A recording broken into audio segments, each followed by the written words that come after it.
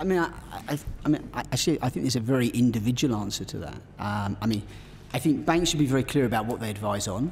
Yeah, at the end of the day, we are providers of finance and we are providers of risk management products, and actually I wouldn't think that we should be in a position to advise a company on how to develop their export markets or anything like that, because that's kind of, well, certainly for this bank, it's not what we do.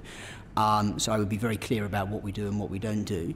I used to be a relationship manager, and I still have chief executives and finance directors who I've known for 20 years who will come in for a cup of coffee and just want to talk about what they could do with their business or just kick some ideas around.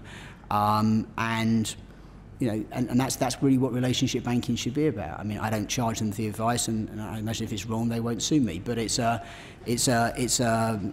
hope not anyway. But the reality is that's what relationship banking should be about. It should be a chance to just kick some ideas around. And actually, if you really want to embark upon something, then you'll go to the right professional to advise you on that. So I think banks, yes, they can advise on capital structures and they can advise on rate risk management. I don't see a reason why they shouldn't. And actually, they can have broad conversations with CEOs and FDs about things, but be very clear about the fact that it's just a broad conversation. As to having non-banking people within banks, I think it's a great idea. But the queue of people who want to be non-execs at banks is not a particularly long queue. It just isn't. It doesn't look like a fun-filled job.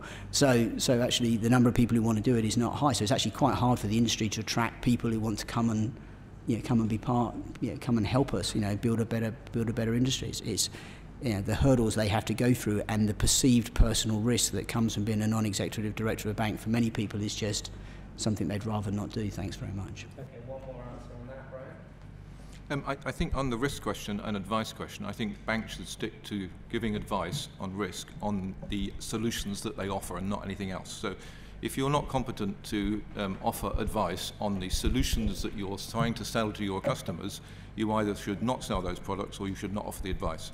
And it should be strictly limited to your areas of competence and not stray outside of it. Otherwise, I think you begin to mislead clients. I think there's an interesting, and there's been a fairly long-running debate about the role of non-bankers in banks, and you will have seen some publicity associated with the senior ends of banks where the people running the banks were not bankers, and that attracted criticism from the regulators and others, so I still think it's an interesting debate. I think there is a role for non-executives sitting on the boards of banks who are non-bankers, but I wouldn't say there is a role for, in big complex banks, that's for sure, of having non-bankers running pieces of banks unless they are qualified bankers.